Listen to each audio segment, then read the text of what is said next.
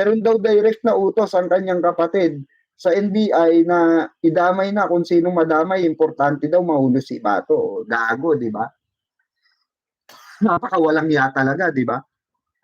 Kaya no wonder maraming tao na nag-criticize sa'yo, Amy, na hindi ka kapatid ni Bongbong Marcos. Di ba mga kababayan? Iba utak eh. Di ba? Iba utak nito. Ito ay sumisimbolo ng katarantaduan, kagaguhan, kawalangyaan. Di ba? O, saan po? Sa taong bayan. Yung mga pinagagagawa nito nila Amy, nila Cayetano, 'di ba? Yan yung sinasabi nating mga kababayan, kawalangyaan na harap-harapan na tayong winawalangya. Pero ang mga natutuwa lang naman diyan, for the record, ang mga natutuwa lang naman diyan, yung mga DDS na ginagamit nila. Yung mga vlogger na ginagamit nila na mga DDS vlogger. Yun lang yun naman natutuwa. Syempre, malaki bayad eh. Diba? Malaki bayad sa kanila eh. Kasi nga, gusto nilang sirain yung administrasyong Marcos. Diba? Kasi bakit? Pangulo na yan eh. Ang mga nagbabayad, yung mga, yung mga gustong sumira saan? Sa administrasyon. Diba? Yung administrasyon na yan eh. Diba? Wala nang kailangan patunayan yan sa sambayan ng Pilipino. Magtratrabaho na lang na magtratrabaho yan. Kasi yun yung protocol ng trabaho ni Pangulong Bongbong Marcos. Kaya nga natatawa ako dun sa mga nagsasabi, bayaran ni Marcos, bayaran. Ba't magbabayad si Pangulo? Pangulo na siya. Diba? Ano pang papabanguhin sa pangalan niya? Wala nang pababanguhin sa pangalan niya. Pangulo na yan. Kahit natuligsay mo ng tuligsay niya, Pangulo na yan. Diba? Ang merong mga nagbabayad dyan, dun sa mga magpapabaksak kay Pangulo. Na gustong pabaksakin si Pangulo, yan yung literal na gagastos. Yan yung mga literal na magbabayad ng tao at mga vlogger. Kasi bakit? Kasi nga, kalaban sila ng administrasyon eh. So natural, magbabayad sila para sirain. May maninira ba kay Pangulong Bongbong Marcos kung wala nagbabayad? Sige nga. Malalakas ba loob niya mga yan kung wala nagbabayad? Diba? May pondo sila eh. Kaya nga diba kumalat yung issue na funded ng China yan. Sila Banat Bay. Funded ng China yan. Under Kibuloy. Diba? Shout out sa mga bagong dating dyan. Diba? Under Kibuloy yung mga yan eh. Naka-payroll yan, diba? Mismo si Jason sa na nga nagsabi. Mismo si Jason sa na nagsabi na na siya ay bayad siya sa KOJC. Kay Kibuloy yan. At si Kibuloy, alam naman natin, meron church yan, merong foundation yan, may foundation church siya saan sa Hong Kong. Maraming member na OFW yan si sakayan sila Villanueva. Diba?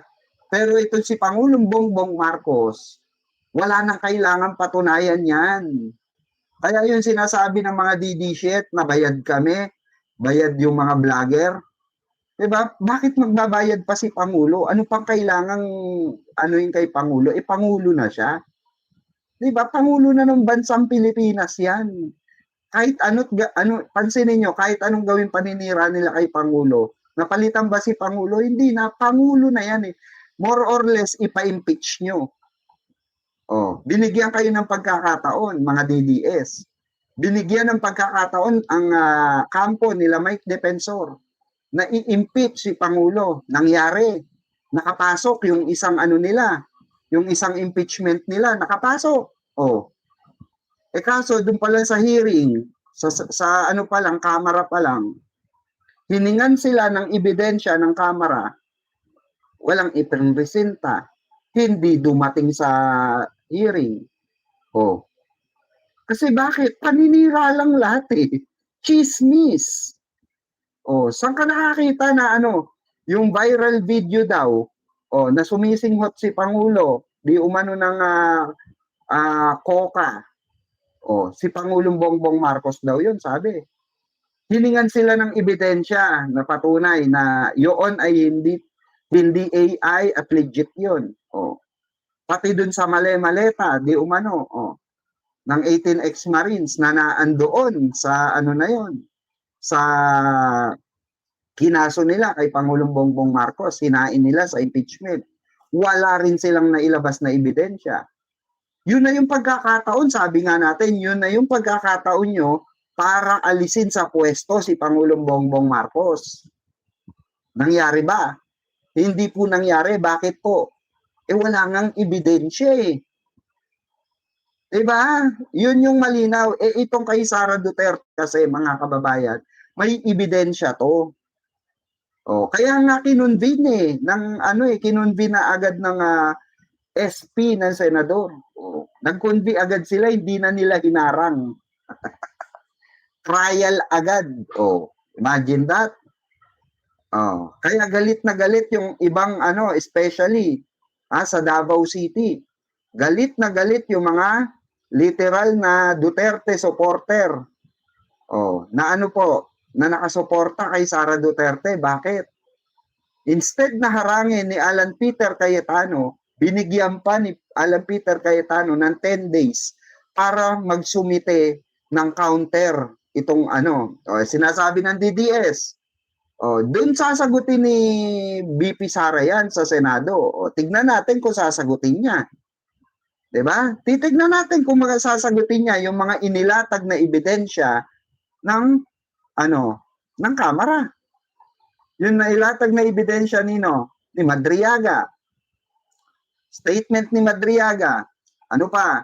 Yung bank accounts, na hindi na inano ng AMLAC. Napakatibay nun, mga kababayan. Napakatibay nun. Sa totoo lang, yung sa AMLAC, sa COA pa. Confidential funds hindi binabalik ni Sara Duterte na 400 plus million pesos na pinababalik sa kanya ng AMLAC. Napakalaki nun. Napakalaking nun, tawag dito, ebidensya nun. Kasi bakit? Galing sa COA mismo. Paano pabubula?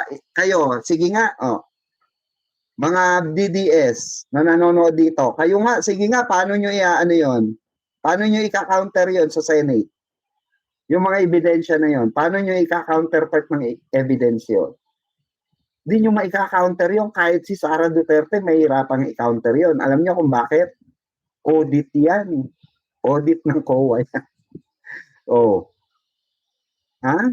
Audit po ng COA yan. At itong AMLAC, record ng AMLAC yan. So, paano ipapaliwanag ni yan? Sara Duterte na sinungaling or hindi tama yung nilabas ng AMLAC at hindi tama yung pagka-audit ng COA. Papel nila yung naandun. Bank records nila yung nasa AMLAC. Paano yun? Diba? Pegador, wala kang kawala. Pegador, kayo ay maganda. Pegador, galit sa masama.